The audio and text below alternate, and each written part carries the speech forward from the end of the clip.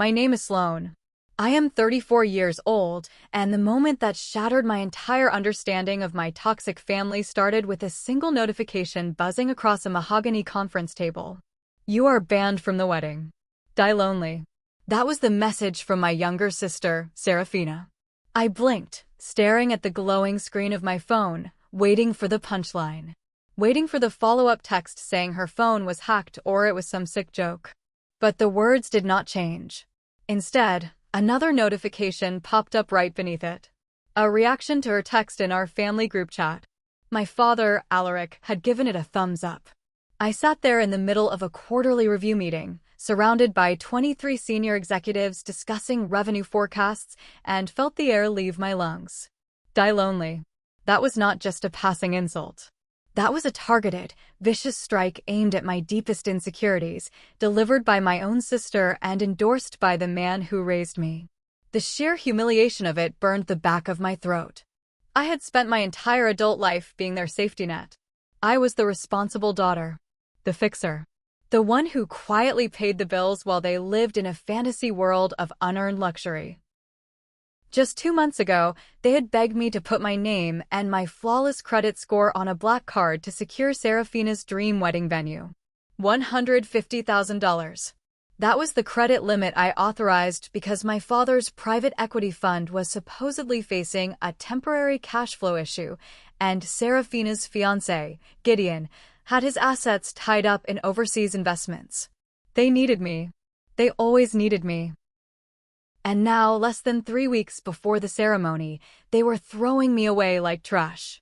Something inside me snapped. It was not a loud, dramatic break. It was a quiet, cold locking of a door I never knew existed.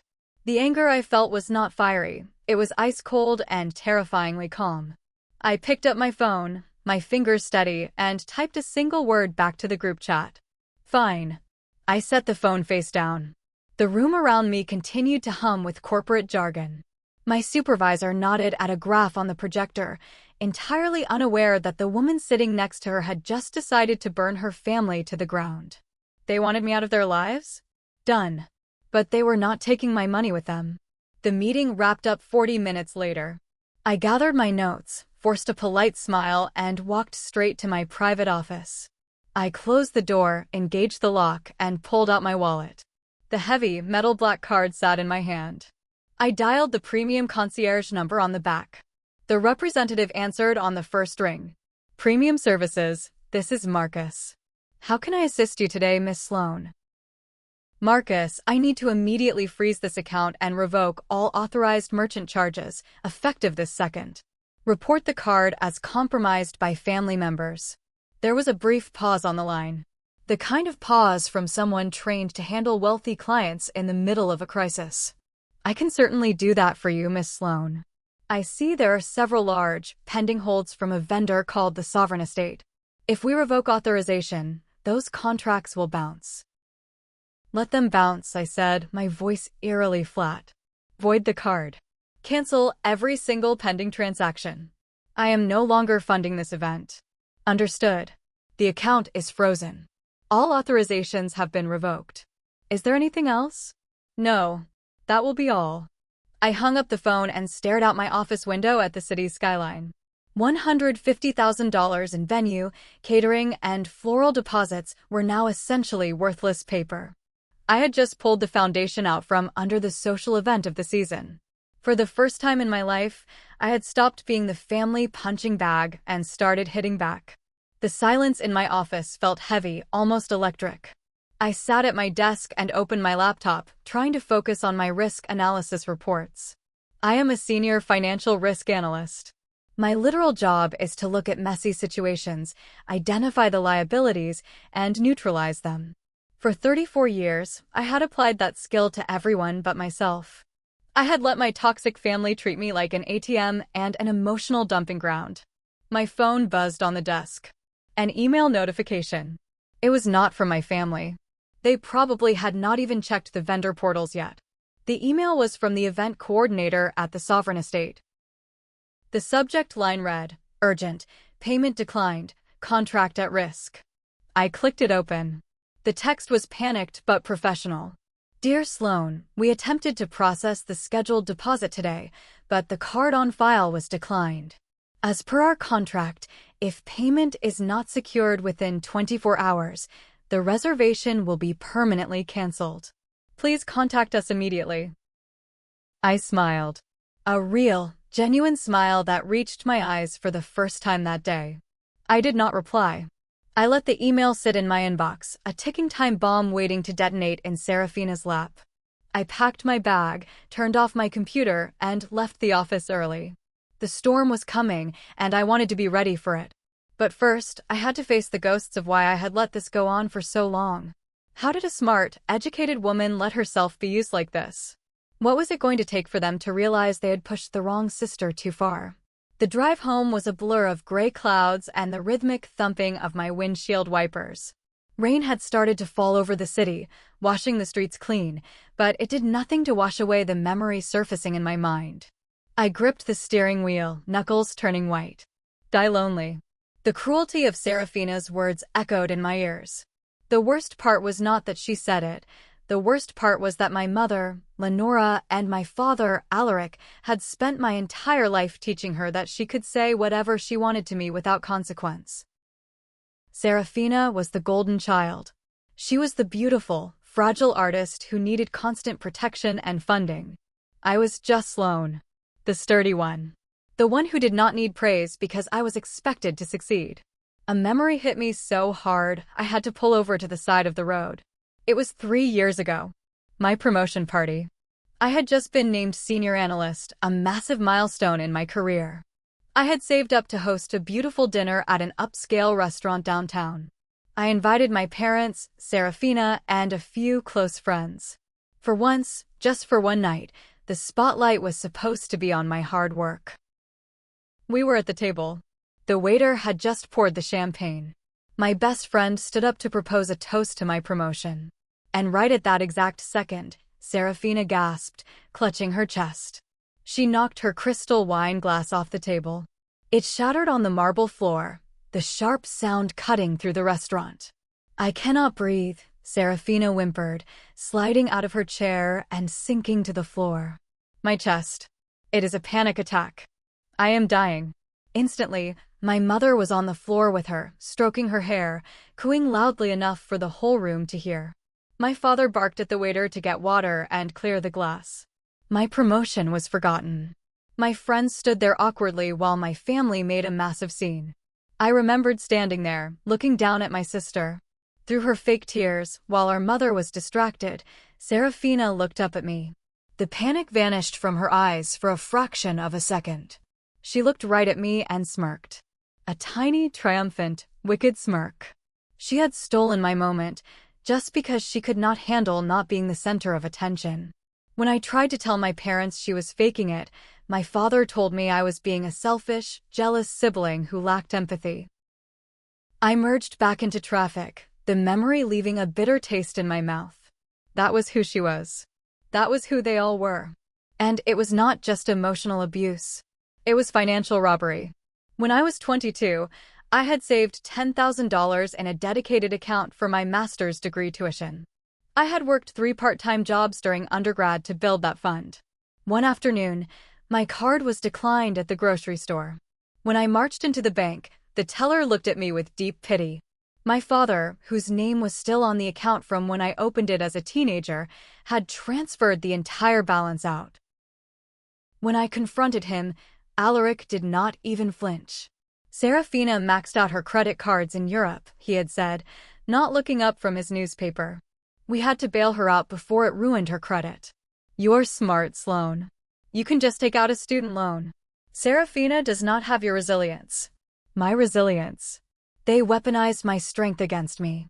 I took out the loans. I paid for my own education. I built a lucrative career entirely on my own. And the more successful I became, the more they demanded from me. The family revenge I was initiating was not born out of nowhere. It was a retaliation built on decades of systemic humiliation. I pulled into the parking garage of my condo building. My sanctuary. I had bought the place myself, decorated it myself, and never gave them a spare key. Inside, the condo was dark and quiet. I dropped my keys on the counter and opened my laptop. I needed to see exactly how much damage I was about to cause them. I navigated to my personal cloud drive. Months ago, when the wedding planning started, Serafina's fiancé, Gideon, had created a shared folder called Sarah and Gideon Wedding Docs. He had given me access so I could upload the vendor contracts and receipts for the things I was paying for. Gideon always rubbed me the wrong way. He dressed in suits that were a little too flashy, wore a watch that was too heavy, and spoke in business buzzwords that sounded rehearsed. He claimed to be a venture capitalist, but whenever I asked specific questions about his portfolio, he deflected. My parents adored him. My mother loved his charm, and my father loved that Gideon acted like a wealthy equal. I opened the shared folder. Inside were subfolders labeled Floral, Catering, Guest List. But as I scrolled down, I noticed a file that did not belong. It was a standalone document, buried at the bottom. The title caught my eye, making my blood run cold. Alaric Asset Liquidation Plan, Confidential. Why would a document about my father's assets be in Gideon's wedding folder? I clicked it open. It was a complex spreadsheet, filled with financial projections, asset transfers, and offshore account numbers. I am an expert at reading these things. I scanned the columns, my heart hammering against my ribs. This was not a wedding document. It looked like a strategic plan to strip a failing company of its remaining capital, funnel it through shell corporations, and declare bankruptcy. And the name attached to the shell corporations was not Alaric. It was Gideon. I stared at the screen, my breath catching. Gideon was not just marrying my sister. He was engineering a financial exit strategy for my father's failing private equity fund. But why would Alaric trust Gideon with this? And what did this mean for the wedding? I dug deeper into the file. There was a tab labeled Wedding Offset. I clicked on it. There it was. A line item detailing the $150,000 budget for the sovereign estate. But next to it, in a column marked Rebates, was a notation indicating that $50,000 of the venue fee was to be kicked back to a holding company.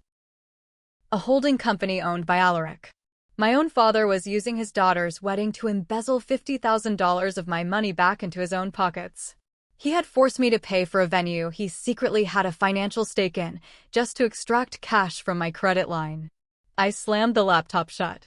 The sheer audacity of it made me dizzy. I was not just a neglected daughter. I was a mark. A victim of a coordinated financial scam orchestrated by my own family. The anger I felt earlier in the boardroom was nothing compared to the rage burning inside me now. They thought I was just the obedient workhorse. They thought I would just take the humiliation of being banned from the wedding and slink away into the shadows. They had no idea who they were dealing with. Tomorrow morning, when the venue canceled their booking, the dominoes were going to start falling. And I was going to make sure they all went down together. What other secrets were they hiding? How deep did this toxic family rot actually go? The next morning, the storm broke. I woke up at 6 o'clock, the gray morning light filtering through my bedroom blinds. I rolled over and picked up my phone from the nightstand. The screen lit up and my stomach did a slow, satisfying flip. 112 missed calls. My notifications were a cascading waterfall of panic. 35 text messages from my father. 40 from my mother. The rest from Serafina and Gideon. I did not open them, but I could read the previews on my lock screen. Dad, Sloan, answer the phone right now. The sovereign estate just called me. What did you do to the black card? Dad, this is not a game. Turn the card back on immediately. Mom, how could you do this to your sister? You are ruining her dream over a simple misunderstanding. Serafina, you psychotic bitch. Call the venue and fix this. Gideon is furious. I traced my finger over the cracked glass of my screen protector. A simple misunderstanding. That is what my mother called being told to die lonely. I felt a dark, heavy satisfaction settling in my chest. For years, I had jumped at every ring, panicked at every text, rushing to put out their fires. Today, I was the one holding the matches. I made a pot of black coffee, sat down at my kitchen island, and opened my laptop. It was time to systematically dismantle the rest of the wedding. I had paid deposits for the florist, the live band, and the custom bridal gown. I pulled up my email and found the contacts for each vendor. I started with the florist, a high-end boutique downtown. I dialed the number. The owner answered, her voice chipper. Blossom and Vine, how can I help you? Hi, this is Sloan. I am the financier for the Serafina and Gideon wedding. I need to cancel the entire floral order, effective immediately. Please process the cancellation fee and refund the remaining balance to my original payment method. There was a sharp intake of breath on the other end. Oh my. Miss Sloan, the wedding is in less than 3 weeks. The cancellation fee will be 50% of the total. I am aware. Process it. May I ask, is everything all right with the bride? The bride is no longer my concern, I said coldly. I hung up before she could ask anything else. Next was the custom dress designer. I had put down a $10,000 deposit for Serafina's handmade gown. I called the studio. The head tailor answered, sounding exhausted. I need to cancel the gown for Serafina, I stated clearly. The tailor let out a long, heavy sigh. It did not sound like surprise, it sounded like relief. Miss Sloan, I have to be honest with you. I am almost glad. We were considering dropping the client anyway. I frowned, leaning forward. Why? What happened? It was the fiancé, the tailor said, his voice lowering as if sharing a dirty secret. Gideon came in for a fitting with her last week. He was monstrous. One of my junior seamstresses made a tiny error on the hem. Barely noticeable. He backed her into a corner and screamed at her. Called her a lower-class parasite. Said people like us exist only to serve people like him. He threatened to ruin our business over a quarter-inch of lace. He is a cruel, arrogant man. I closed my eyes. A lower-class parasite. The words sent a chill down my spine. Gideon was not just a fake venture capitalist. He was a tyrant masking his cruelty behind expensive cologne and tailored suits. He abused service workers. He viewed anyone beneath his perceived tax bracket as subhuman. And this was the man my parents were eagerly welcoming into the family. I am so sorry he spoke to your staff that way, I said softly. Cancel the dress. Keep the deposit as a bonus for the seamstress he insulted. I ended the call, my mind spinning. Gideon was toxic, but he was also dangerous. Suddenly, my phone rang. It was not a family member. The caller ID showed the Sovereign Estate.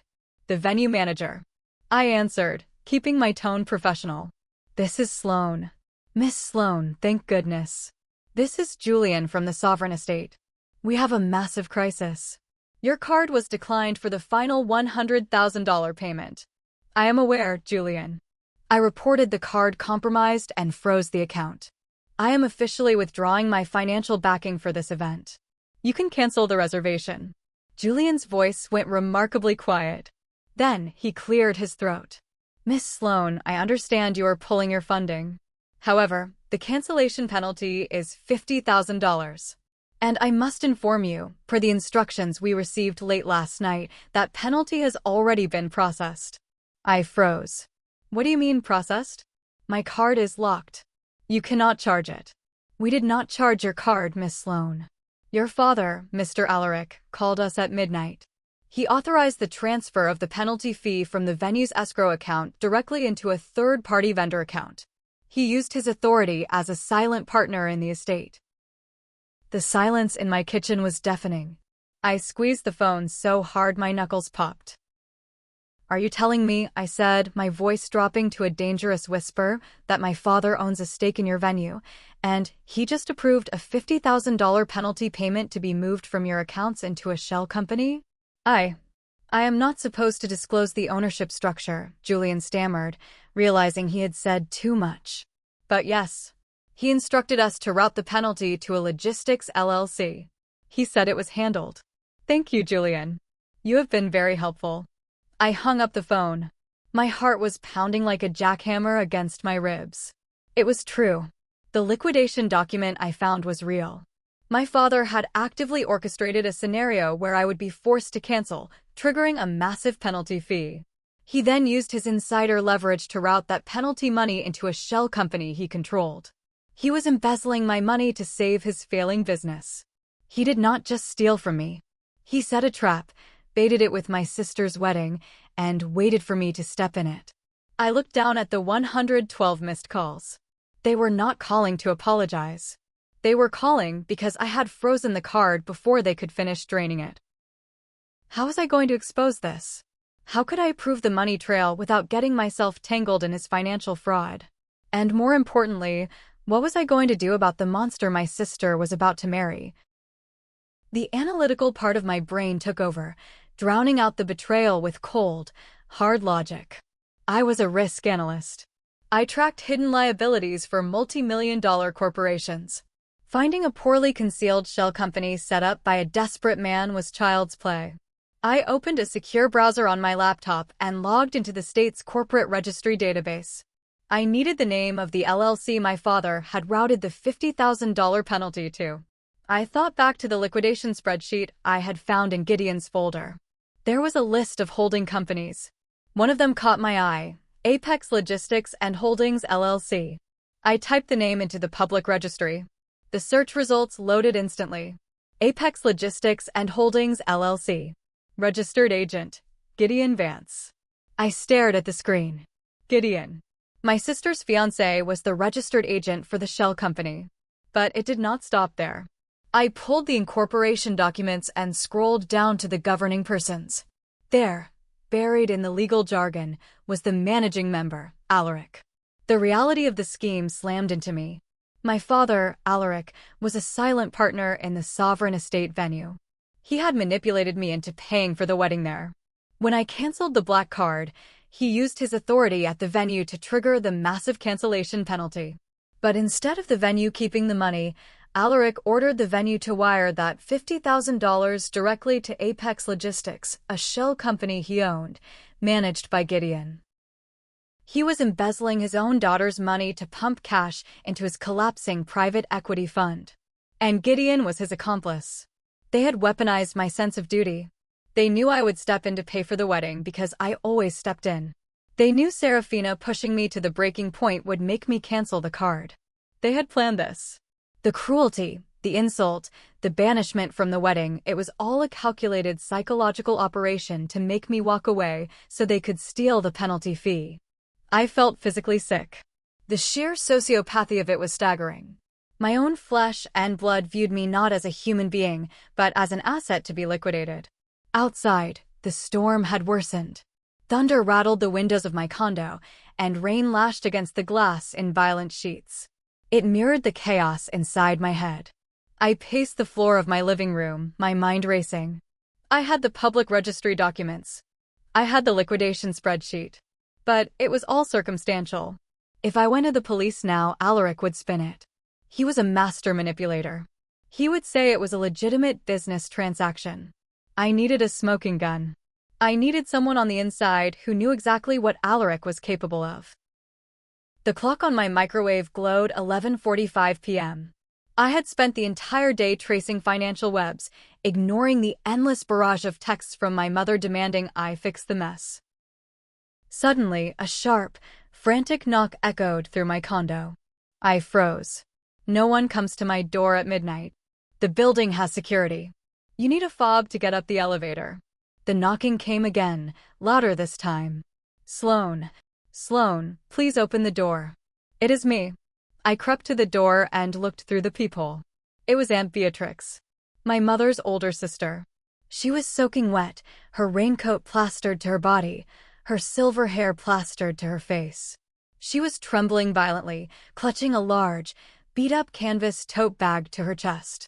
Aunt Beatrix was the only person in my family who ever treated me with genuine kindness. While my mother fawned over Serafina, Beatrix used to sit with me, helping me with my homework, telling me I was going to do great things. But she had been distant for the last 2 years, ever since my grandmother passed away. I quickly unbolted the door and pulled her inside. Aunt Beatrix, what are you doing here? How did you get upstairs? I asked, locking the door behind her.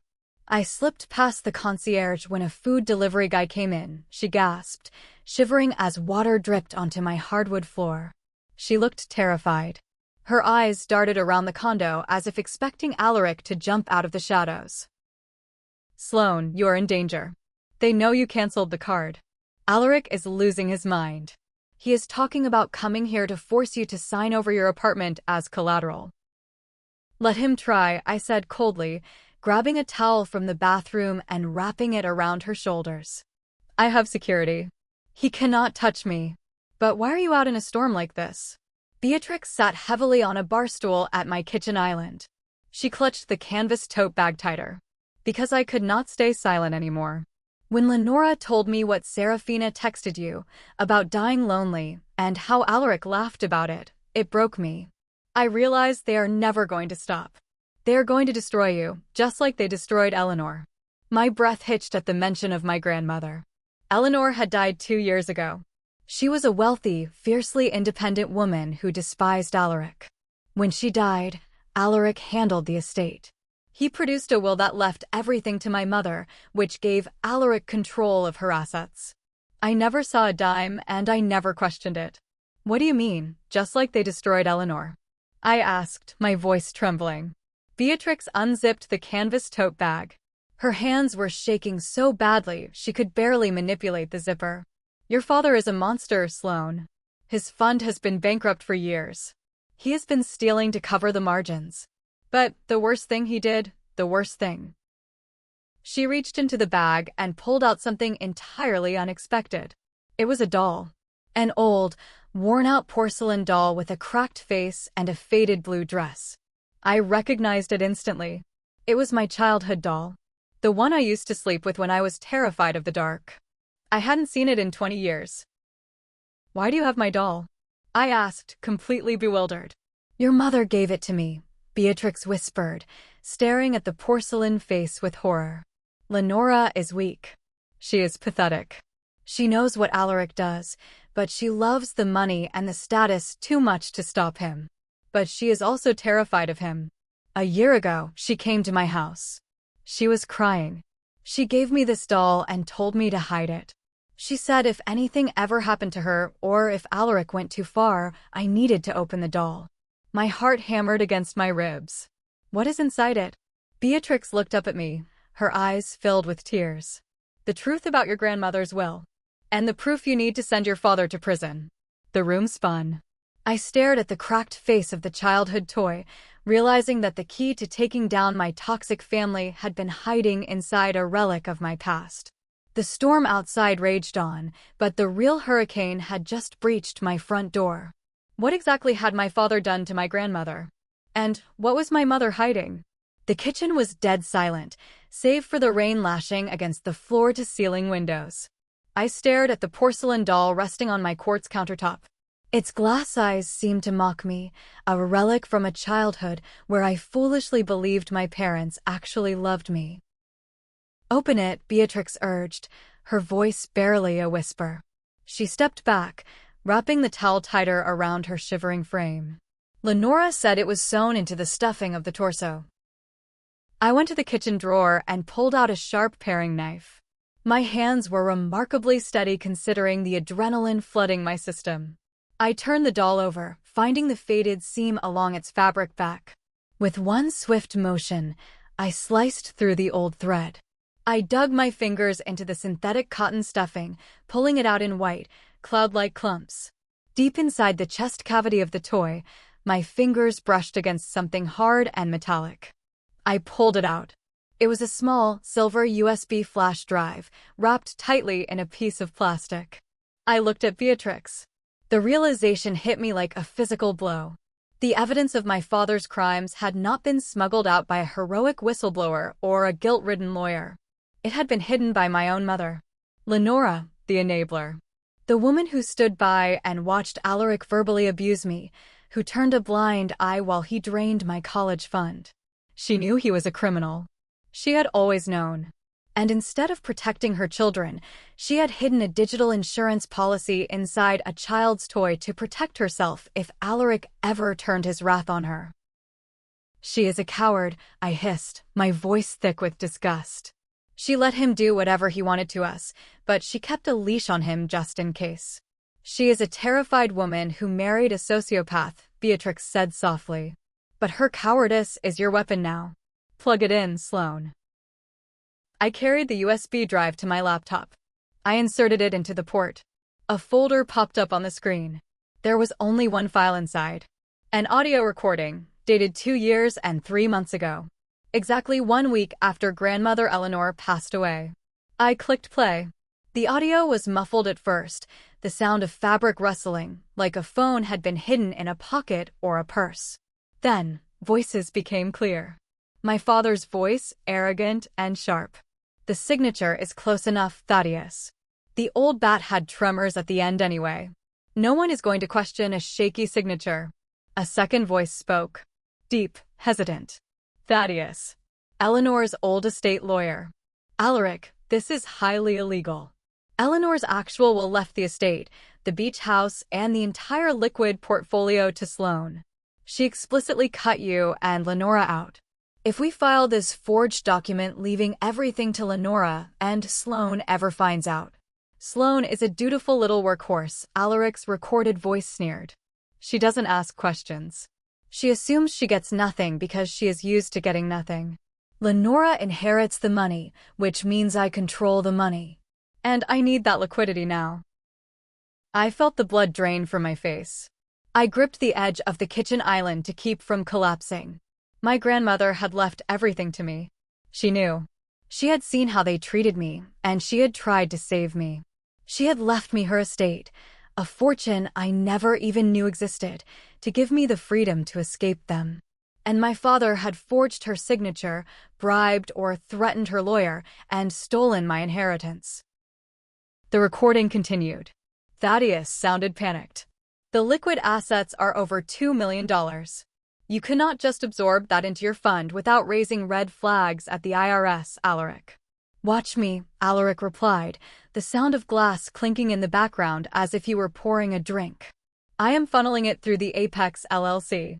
It will patch the holes in the fund for another year. Besides, the money from the other side is drying up. I have to keep them quiet. I paused the audio. The silence in the condo returned, heavy and suffocating. The money from the other side? I repeated, looking at Beatrix. What does that mean? What other side? Beatrix shook her head, looking utterly bewildered. I have no idea. I have listened to that recording a dozen times, and I never understood that part. But it does not matter right now. What matters is you have proof of a forged will. You have proof of grand larceny. No, it matters, I said, my analytical brain connecting the dots. Alaric is a predator, but he is a calculated one. He stole $2 million from me to save his company. But he said the money from the other side was drying up. He is paying someone off. He is funding something else. I paced the room, the anger morphing into a hyper-focused clarity. I had the recording.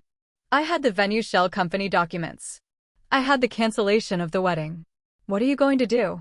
Beatrix asked, watching me with wide eyes. I am going to destroy him, I said calmly. I am going to take back every single cent he stole from me. But I cannot just go to the police. If I do, he will hire expensive lawyers, drag it out in court for years, and hide the money offshore. I have to blow his life up publicly. I have to make sure he has nowhere to run and no one to turn to. I walked over to the windows and looked down at the rain-swept streets of the city. Serafina's wedding is ruined, I murmured, formulating the plan. But Alaric cannot afford the humiliation of canceling a massive social event. He invited his biggest investors to that wedding. He needs to maintain the illusion of success. Lenora told me he is renaming the event, Beatrix said, her voice shaking. Since you canceled the vendors, he is using his own credit to throw a gala of appreciation for his investors at the same venue on the same night. He wants to prove his fund is thriving. Serafina is furious, but he told her she has to wait. A cold smile crept onto my face. A gala of appreciation. He was gathering all of his victims in one room. His investors, his family, his golden child. Perfect, I whispered. I am going to that gala. And I am going to bring this audio recording. But before I did that, I needed to know what the other side was.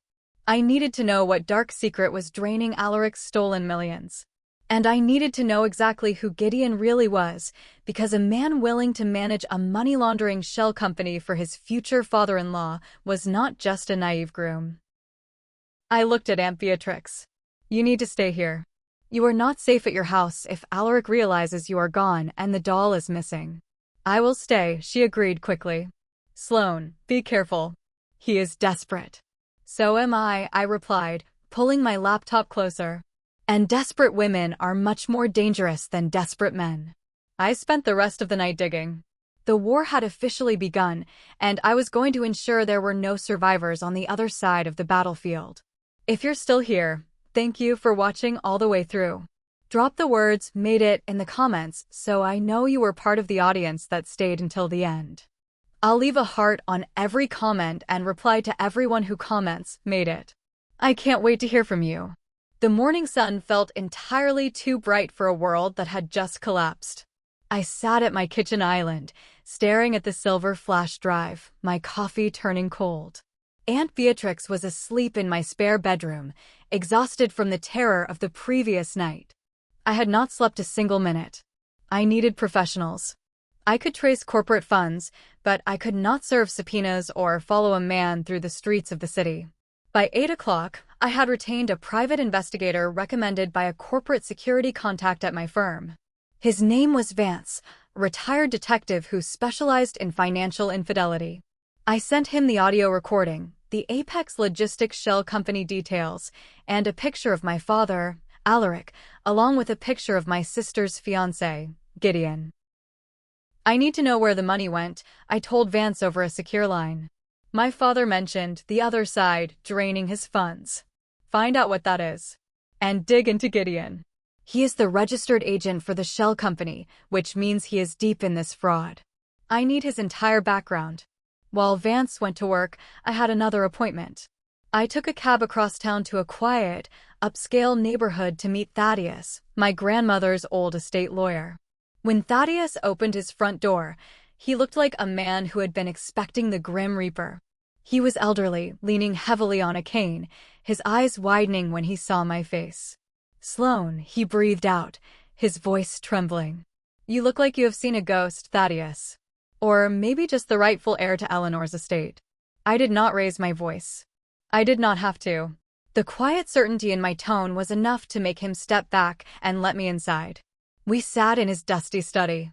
I placed my laptop on his desk and played the audio recording of him and my father conspiring to forge the will. Thaddeus put his head in his hands and wept. He confessed everything. Alaric had blackmailed him. Years ago, Thaddeus had made a severe ethical violation to cover up a gambling debt, and Alaric had found out. My father used that leverage to force Thaddeus into signing off on the forged document that stole over $2 million from me. Eleanor loved you, Thaddeus sobbed, wiping his face with a trembling hand. She knew Alaric was toxic. She wanted you to have a foundation so you could run far away from them. I am so sorry, Sloane. I will sign whatever you need. An affidavit, a confession, anything. Just do not let me die in prison. You will give a full sworn statement to my lawyer tomorrow, I told him, closing my laptop. If you cooperate, I will ask the prosecutor for leniency. If you warn my father I was here, I will make sure you spend your final years in a concrete cell. I left his house feeling a heavy, sickening validation. I was not crazy. I had never been crazy. The neglect, the gaslighting, the constant demands for my money, it was all a calculated effort to keep me subservient while they lived off my stolen inheritance. By late afternoon, I was back in my condo when Vance, the private investigator, called.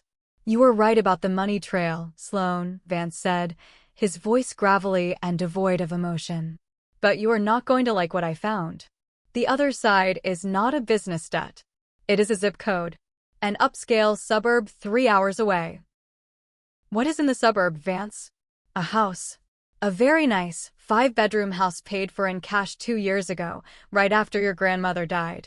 Registered to a woman named Miriam. But she is not the only one living there. She has a 15-year-old son. I stopped breathing. The room seemed to tilt. Alaric has been visiting them every other weekend for 15 years, Vance continued relentlessly. He is the father, Sloane. He has a second family. And from the bank records I managed to pull, your father has been hemorrhaging money to keep Miriam quiet.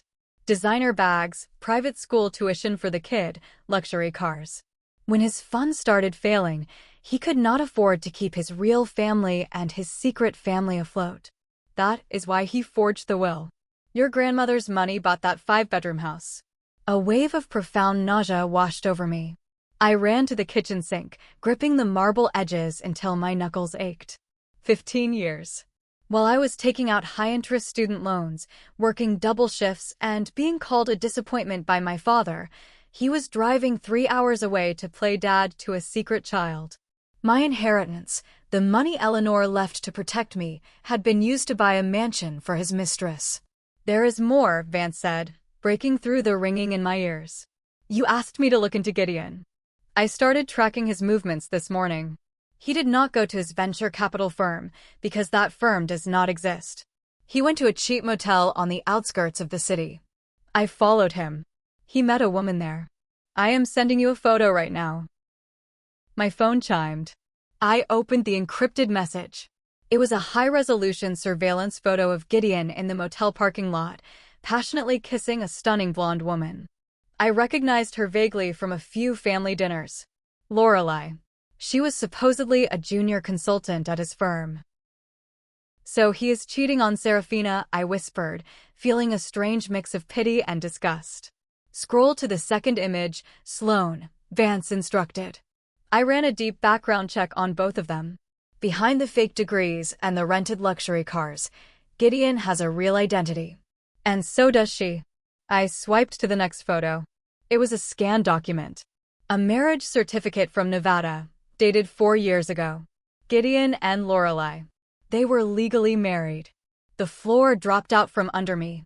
Gideon was not just a cheating fiancé. He was a professional con artist.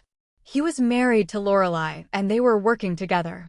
He targeted Serafina to marry into what he thought was a wealthy, elite family, probably intending to drain her trust fund and run.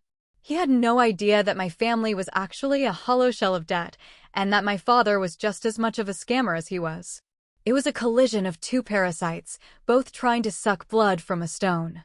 I stared at the marriage certificate, a dark, dangerous energy flooding my veins. They were all monsters. Every single one of them. And tomorrow night, I was going to lock them all in the same cage. I needed to see Lorelei. I needed to look the other con artist in the eye and figure out exactly how the gears of their scam turned. Vance gave me her real address, a small, dingy apartment on the edge of the industrial district, a stark contrast to the penthouse Gideon claimed to own. I parked my car across the street and waited. At 7 in the evening, Lorelei walked out, carrying a laundry basket. She wore sweatpants and an oversized hoodie, looking nothing like the polished corporate consultant she played at our family dinners. I stepped out of my car and crossed the street, blocking her path to the laundry room. She looked up, annoyed, but when she recognized my face, she froze. The basket slipped from her hands, clothes spilling onto the dirty pavement. Sloane, she stammered, taking a step back. What are you doing here? Your husband's venture capital firm must be going through a rough quarter if you are doing your own laundry in a coin-operated machine, Lorelei, I said, keeping my voice dangerously smooth. Her face drained of color. She knew she was caught. She looked around frantically, as if expecting the police to jump out from the bushes. I can explain, she whispered, her voice shaking. Do not bother. I know everything, I lied, stepping closer to invade her space. I know you and Gideon are married. I know this is a long con to strip my family of their wealth. What you do not know, Lorelei, is that you are trying to rob a burning bank. She frowned, confusion breaking through her panic. What do you mean? My father is bankrupt, I told her, enjoying the way her eyes widened. The private equity fund is a massive fraud. There is no trust fund for Serafina. There is no generational wealth. The only reason Gideon got access to any money was because my father was using him to launder a penalty fee from my credit card. You two spent months planning a heist on an empty vault. Lorelei let out a choked, bitter laugh, running a hand through her unwashed hair. Are you serious? We spent 2 years setting this up. We went into $50,000 of debt renting those cars and buying those suits to convince your father Gideon was a whale. Well, congratulations. You played yourselves. I leaned against the brick wall of the apartment building. But here is the interesting part.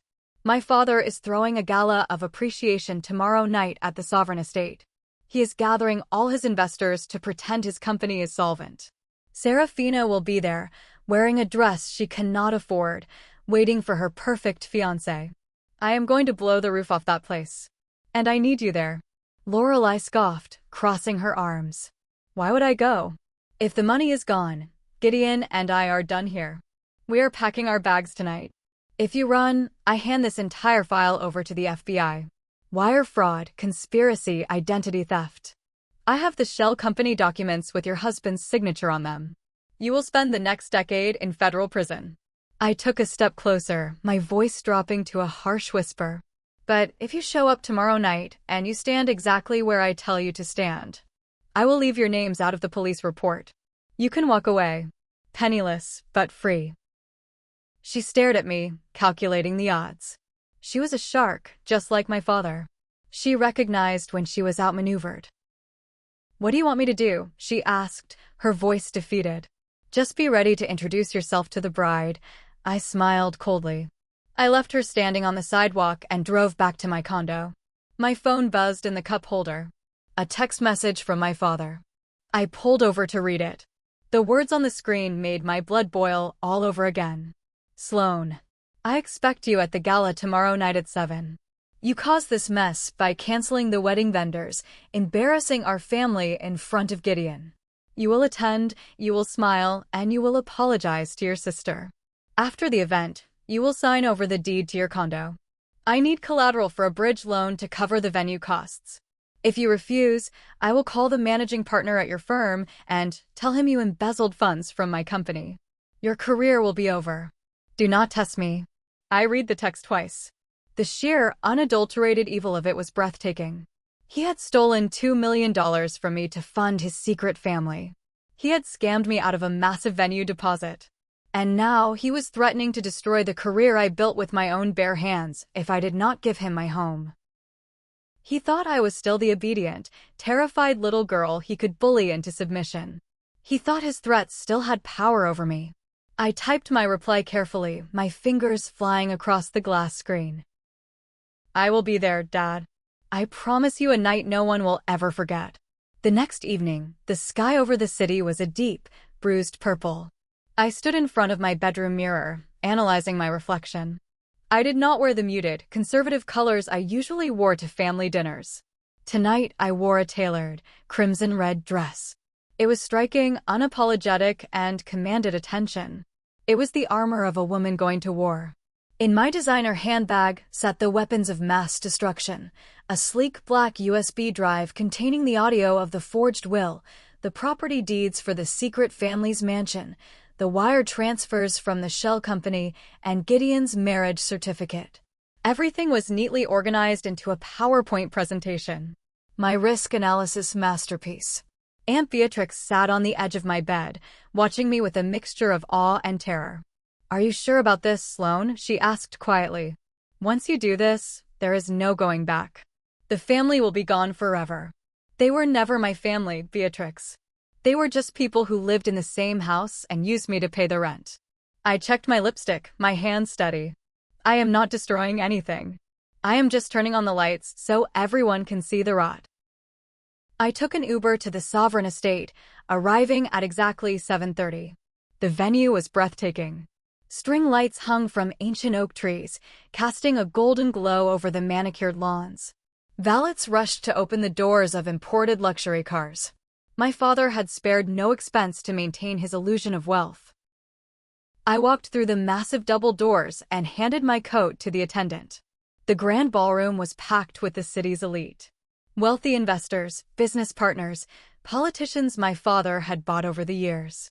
Waiters carried trays of champagne in crystal flutes. A string quartet played softly in the corner. It was a beautiful lie.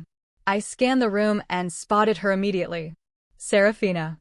She was wearing a stunning, ivory evening gown that looked suspiciously like a wedding dress. She was holding court near the ice sculpture, laughing loudly, a glass of champagne in her hand.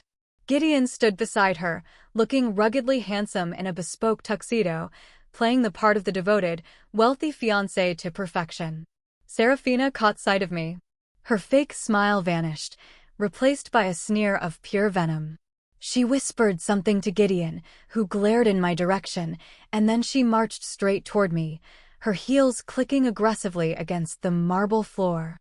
"You actually showed up," Serafina hissed, stopping inches from my face.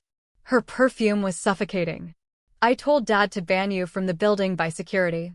Are you here to ruin the rest of my night? Because canceling my wedding was not enough for your pathetic, jealous ego." I looked down at her. For the first time in my life, I did not feel hurt by her cruelty. I just felt an overwhelming sense of pity. She was a pawn, just like I was, only she was too stupid to realize she was standing on a trapdoor.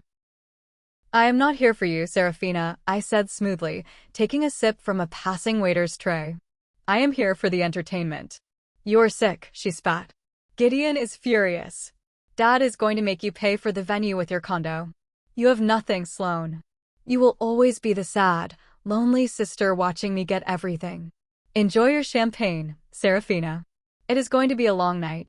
I stepped around her, leaving her fuming in the center of the room. I made my way toward the back of the ballroom, where the audiovisual technician sat behind a mixing board. A massive, 200-inch LED screen dominated the wall behind the main stage. It was currently displaying a tasteful, rotating logo of my father's private equity fund. I approached the young technician. He looked up, adjusting his headset. "Can I help you, miss?" I pulled a crisp, $100 bill from my purse and laid it on his soundboard, followed by the black USB drive. "I am Alaric's daughter. He asked me to queue up a surprise presentation for the investors. I need you to plug this in, map it to the main screen, and give me the wireless presentation remote. When I step up to that microphone, I want the screen to go live." The technician looked at the cash, then at me. He shrugged, pocketing the bill and plugging in the drive. "You got it, lady. Remote is right there." I took the small black clicker in my hand. It felt heavier than a loaded gun. A sudden hush fell over the room. The string quartet stopped playing. I turned toward the stage. My father, Alaric, was walking up the steps, adjusting his tie, projecting an aura of supreme confidence and wealth. The investors clapped politely. My mother, Lenora, stood near the front row, wearing a forced smile that did not reach her terrified eyes. "Thank you all for coming tonight," Alaric's voice boomed through the state-of-the-art sound system. "We gather here to celebrate resilience. To celebrate the strength of our investments, the loyalty of our partners, and the unbreakable bond of family." He looked directly at me, standing in the back of the room. His eyes were cold, filled with a silent threat. "Sign the condo over, or I destroy you." "Speaking of family," Alaric continued, a fake, benevolent smile stretching across his face. "My eldest daughter, Sloane, is here tonight. She has been going through a difficult time, struggling with some personal issues that unfortunately disrupted her sister's wedding plans. But in this family, we forgive. Sloane, why do not you come up here and say a few words? Show our partners that family always stands together." He was trying to humiliate me. He wanted me to stand in front of the city's elite and apologize, forcing me to submit to his narrative. I gripped the presentation remote in my hand. I smiled, a genuine, terrifying smile. "I would love to, Dad." I walked through the crowd, the sea of expensive suits and designer gowns parting for me. The silence in the room was palpable. Everyone could feel the tension radiating off the stage, thick and electric. I climbed the short stairs, my heels echoing sharply, and stopped right next to my father. He leaned in, maintaining his fake smile for the crowd, and whispered through his teeth, "Apologize for the wedding. Then step down. Do not make a scene, or you are finished." I took the microphone from the stand. I did not look at him. I looked out at the 200 faces staring back at me. I saw Serafina glaring at me from the front row, Gideon standing beside her with his arms crossed. I saw James Whitmore, the biggest investor in my father's fund, looking impatient. "Good evening," I began, my voice ringing clear and steady across the massive ballroom. "My father is right. I have been going through a difficult time. Recently, I discovered exactly how the concept of family operates in the Shah household. My father invited you all here tonight to celebrate the success of his private equity fund. He wants you to believe your money is safe. He wants you to believe he is a man of integrity. Alaric shifted uncomfortably beside me. He reached out to gently touch my arm, a warning gesture. Sloane, honey, maybe this isn't the time. I stepped out of his reach. I raised the small black remote in my hand and clicked the button. Behind me, the massive LED screen flashed. The corporate logo vanished. In its place appeared a massive, high-definition spreadsheet. It was the bank records for Apex Logistics and Holdings LLC, complete with dates, wire routing numbers, and the staggering $50,000 transfer from the Sovereign Estates penalty account. A confused murmur rippled through the crowd. Investors squinted, trying to read the numbers. "Let us talk about integrity," I said, my voice echoing off the vaulted ceilings. 2 days ago, my sister sent me a text message banning me from her wedding, telling me to die lonely. My father endorsed it. They knew this would push me to cancel the venue credit card. But what I did not know, and what none of you know, is that my father is a silent partner in this very venue. Alaric's face went chalk white. "Turn that off," he hissed at the sound booth. But the technician, true to my $100 tip, was suddenly nowhere to be found. When the wedding canceled, a $50,000 penalty fee was triggered. I continued relentlessly, pointing at the screen. Instead of the venue keeping it, my father authorized that money to be wired directly into this shell company, Apex Logistics, a company he secretly manages, designed to funnel stolen money back into his failing private equity fund to cover up massive, catastrophic losses. The ballroom erupted. James Whitmore, the lead investor, pushed his way to the front, his face turning purple with rage. "Alaric, is this true? Are you bleeding our capital to cover margin calls?" "It is a lie," Alaric shouted into the microphone, panic completely destroying his suave facade. "She is mentally unstable. She is a jealous, spiteful woman trying to ruin her sister's happiness." Someone cut the power to that screen. "I am not done," I yelled over the noise, clicking the remote again. The screen changed. Now, it displayed the incorporation documents for the Apex Logistics Shell Company. I zoomed in on the registered agent's signature. "You see that signature?" I asked the crowd. "That belongs to the registered agent of the Shell Company, helping my father launder money. His name is Gideon Vance." I pointed directly at Gideon in the front row. The crowd gasped. Serafina turned to Gideon, her eyes wide with shock. "Gideon? What is she talking about? You are laundering money with Dad." Gideon's face was a mask of sheer terror. He looked at the screen, then at the furious investors closing in around the stage, and then at Alaric. His survival instinct, the instinct of a professional con artist, took over. Gideon threw his hands up in the air, backing away from Serafina as if she were on fire. "I had nothing to do with the stolen money," Gideon screamed, his voice cracking with panic. He pointed a shaking finger at Alaric. "He lied to me. He told me the Apex Company was a tax shelter for Serafina's trust fund. He used my name without telling me the fund was bankrupt. Alaric is scamming all of you. I have the emails to prove it. He is a thief." The betrayal was instantaneous and spectacular. Gideon, the golden boy, had thrown my father under the bus in front of the entire city to save his own skin. Alaric looked like he was having a stroke. "You ungrateful little rat," he roared, dropping the microphone and lunging toward the edge of the stage. "I gave you everything. You were nothing before I brought you in." Serafina was hyperventilating, clutching her designer gown, looking back and forth between the father she worshipped and the fiancé she thought was a billionaire. "Dad? Gideon? Someone tell me what is happening." "I will tell you what is happening, Serafina," I said smoothly, picking up the microphone Alaric had dropped.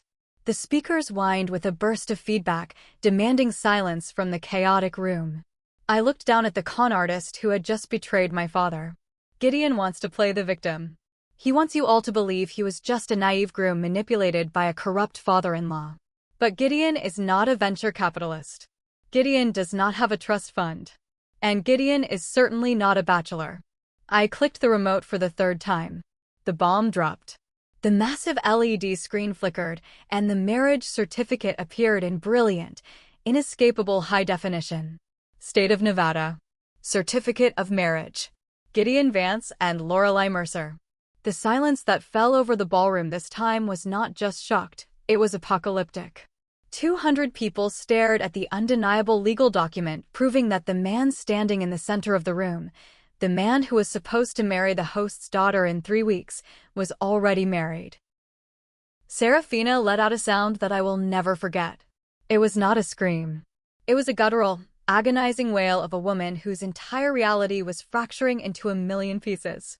She grabbed Gideon by the lapels of his tuxedo, shaking him violently.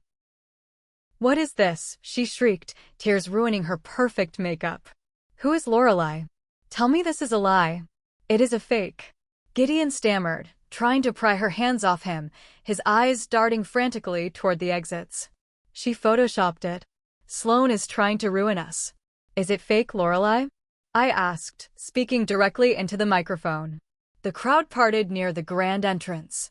Lorelei stepped forward, wearing a simple black dress, looking every bit the cold, calculating shark she was. She walked slowly toward the front, ignoring the gasps and whispers of the elite crowd. "It is real," Lorelei said loudly, her voice carrying across the silent room. She stopped a few feet from Serafina. "We have been married for 4 years. Gideon is a professional fraud. We targeted your family because we thought your father had money.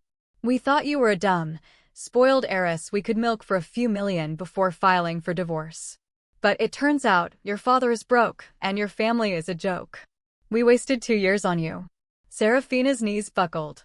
She collapsed onto the marble floor, the tulle of her ivory gown spreading out around her like a broken parachute. My mother, Lenora, rushed forward, sobbing, trying to shield Serafina from the hundreds of cell phones that were suddenly recording the spectacle. Alaric stood frozen on the stage beside me, his chest heaving, sweat pouring down his face. His carefully constructed empire of lies was burning to the ground, broadcast live to the very people he relied on to keep the illusion alive. But I was not done. I had promised a night no one would ever forget, and I always keep my promises. "My father called me mentally unstable," I said, my voice dropping to a deadly calm. I looked out at the investors, addressing them directly. "He told you his fund is thriving. He told you his investments are secure. But a man who would steal from his own mother-in-law is a man who will easily steal from his partners." I clicked the remote one final time. The screen went black, and an audio file began to play through the venue's massive concert speakers. The sound was crisp, the voices unmistakable. "The signature is close enough, Thaddeus." The old bat had tremors at the end anyway. The collective gasp from the crowd sucked the oxygen out of the room. Alaric tried to rush me, trying to grab the remote, but I stepped back, holding the microphone close to the speakers so the audio echoed deafeningly. "Eleanor's actual will left the estate, to Sloan. If we file this forged document leaving everything to Lenora. Lenora inherits the money, which means I control the money. And I need that liquidity now, to patch the holes in the fund." When the recording ended, there was no murmuring. There was only the sound of James Whitmore pulling out his cell phone and shouting at his broker. "Sell everything," Whitmore roared, glaring at Alaric with pure hatred. "Freeze the accounts. I want every cent of my capital pulled from Shaw Equity right now. You are going to federal prison, Alaric." Other investors followed suit in a panic, scrambling toward the doors, pulling out phones, shouting at their legal teams. It was a stampede of the 1%, a desperate rush to escape the sinking ship before the water dragged them down too. Alaric looked around the emptying ballroom. His life's work, his reputation, his freedom, all of it shattered in less than 10 minutes. He turned slowly to face me. The look in his eyes was not anger anymore. It was the unhinged, violent desperation of a cornered animal. "You ruined me," he growled, taking a slow step toward me, his fists clenched. "I will kill you. I will end you." He lunged at me. But before his hands could reach my throat, the heavy double doors of the ballroom crashed open. "FBI. Nobody move." A dozen federal agents in tactical windbreakers flooded the ballroom. Behind them walked Thaddeus, leaning on his cane, accompanied by my private investigator, Vance. Thaddeus pointed a shaking finger at the stage. "That is him," Thaddeus said. "That is Alaric Shaw. He forced me to forge the documents." The agents swarmed the stage. Alaric fought them, screaming my name, screaming obscenities as they wrestled him to the floor and locked cold steel handcuffs around his wrists. I stood above him, looking down at the man who had tormented me my entire life. "You did not need my condo, Dad," I said quietly, though he could hear every word. "Where you are going, housing is completely free." The aftermath of the gala was a beautiful, chaotic symphony of justice. As the federal agents hauled my father out the back doors, reading him his Miranda rights, the rest of the ballroom devolved into panic. Gideon, seeing the FBI enter, had tried to slip out through the kitchen service doors. He didn't make it. Lorelei had positioned 2 aggressive divorce lawyers and a process server by the exit. They cornered him between a stack of catering trays and a walk-in freezer. "Gideon Vance," the process server shouted over the din, slapping a thick manila folder against Gideon's chest. "You have been served. Fraud, breach of contract, and an emergency asset freeze." Gideon looked at Lorelei, his charming facade completely dissolved into panic sweat. "Lorelei, baby, we can talk about this. We can run together." "Run with what?" Lorelei sneered, turning on her heel. "You are dead weight. Have a nice life, loser." I walked slowly down the steps of the stage, watching the wreckage of my toxic family. The investors were gone. The police were clearing the venue. The extravagant floral arrangements sat untouched, a mockery of the event that was supposed to happen here. Near the ice sculpture, which was rapidly melting into a puddle on the floor, sat Serafina. She was a ghost of the golden child. Her makeup was smeared in dark rivers down her cheeks. Her hair was a tangled mess. She sat on the floor, hugging her knees, shivering in her expensive ivory gown. My mother, Lenora, was nowhere to be found. The moment the FBI showed up, Lenora had fled to her car, terrified of being indicted as an accomplice to the forged will. She abandoned her favorite daughter just to save herself. I stopped a few feet away from Serafina. She looked up at me. Her eyes were red, swollen, and completely hollow. Everything she had built her identity on, her wealthy father, her perfect fiancé, her status as the untouchable favorite, had evaporated into thin air. She had nothing. Serafina scrambled to her feet, her dress heavy and dragging. She stumbled toward me and fell to her knees, grabbing my hands. "Sloan, please," she sobbed, choking on her own tears. "Please help me. I have nowhere to go. Dad is in jail. Mom drove away without me. Gideon was a monster. I have no money, Sloan. I do not even have a credit card in my own name. We are sisters. We are blood. Please do not leave me here." I looked down at her hands gripping mine. For a fleeting second, a tiny, buried part of me, the sister who used to try to fix her broken toys, felt a twinge of sorrow. But then I remembered the smirk at my promotion party. I remembered the stolen tuition money. I remembered the text message she sent just 2 days ago, laughing with my father about my isolation. I gently but firmly pulled my hands out of her grasp. I reached into my designer handbag and pulled out a neatly folded, thick stack of paper. I dropped it on the marble floor in front of her knees. Serafina looked down at it, trembling. "What is this?" "That is an itemized invoice," I said coldly. "It includes the $10,000 you stole from my tuition fund. The $45,000 in credit card debt I paid off so you would not go bankrupt in Europe. The down payments for your apartments. The car loans. The interest. All carefully documented over the last 10 years. The total is $122,400. She stared at the paper as if it were a venomous snake. "Sloan, I cannot pay this. You know I cannot pay this." "I know," I replied, my voice devoid of any emotion. "So if you want to be treated like family, if you want my help, you can start by paying off your debt. Until that balance hits zero, do not ever call me your sister again." I turned my back on her and started walking toward the massive double doors of the ballroom. "Sloan," she screamed behind me, her voice echoing off the empty walls. You cannot do this. I am going to be all alone. I paused at the doorway, not looking back over my shoulder. Die lonely, Serafina, I said. And goodbye, loser. I walked out into the cool night air. The storm from the previous days had finally broken. The sky above the estate was clear, the stars shining bright and cold. I handed my ticket to the valet, tipped him a crisp $20 bill, and got into my car.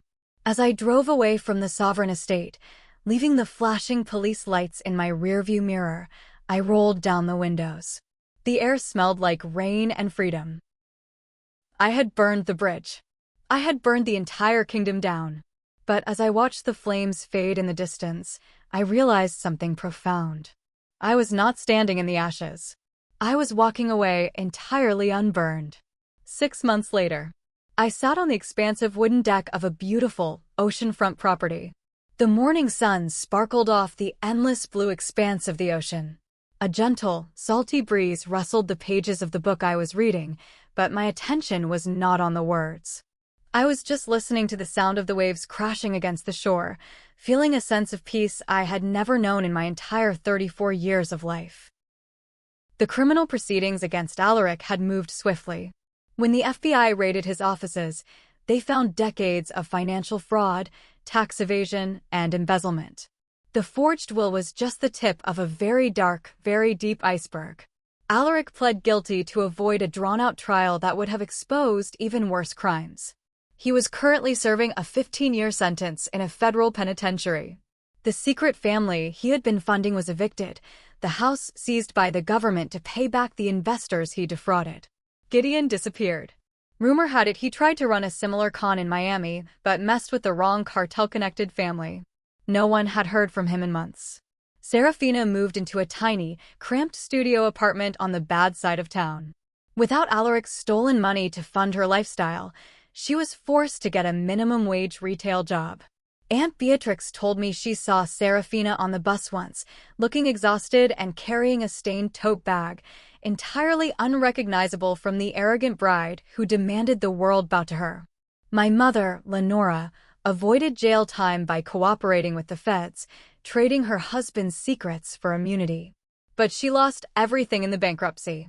She lived in a small trailer park, constantly posting vague, pitiful quotes on social media about forgiveness, hoping I would eventually reach out and rescue her. I never did. Boundaries, once established, must be defended. With Thaddeus's confession and the audio recording, the probate court overturned the forged will within weeks. The $2 million liquid estate my grandmother Eleanor left me was unfrozen and transferred into my accounts. I quit my exhausting corporate job. I bought this beautiful house by the sea, paying cash. And with the rest of the money, I started the Eleanor Foundation, a charitable organization that provides emergency legal funding for victims of domestic financial abuse. I spend my days reviewing applications, writing grants, and helping women untangle themselves from the kind of toxic, parasitic family dynamics I had endured for decades. I was no longer the sad, responsible daughter hiding in the background. I was a woman who had taken back her power, her wealth, and her life. Sometimes, when I look out at the ocean, I think about that text message. You are banned from the wedding. Die lonely. They thought they were crushing my spirit. They thought they were sending me to the shadows. But all they did was hand me the matches I needed to burn their illusions to the ground. They tried to bury me, not realizing I was a seed. And now, while they rot in prisons and cheap apartments, I am blooming in the sunlight. If you are listening to this, and you are the fixer in your family, if you are the one who pays the bills, absorbs the insults, and quietly sacrifices your own happiness so toxic people can thrive, listen to me carefully. You do not owe them your life. Blood does not give anyone the right to use you as a human shield or an ATM. You have the power to walk away. It is terrifying, and it will hurt, and they will try to convince you that you are the villain. Let them. Be the villain in their story, so you can be the hero in your own. Burn the bridge, and trust me, the light from the fire will guide you to a much better place. So, I have to ask you all, what do you think? Was I too harsh at the gala? Should I have warned Serafina about Gideon privately, or did she get exactly what she deserved for treating me like trash her whole life? Let me know your verdict in the comments below. If my story resonated with you, or if you just love watching instant karma serve up a cold dish of justice, hit that like button and subscribe to the channel. We have a growing community here, and I will be sharing more stories of people standing up to toxic families. Share this video with someone who might need the courage to set their own boundaries. Thank you for listening, and remember, never let anyone make you feel guilty for protecting your own peace.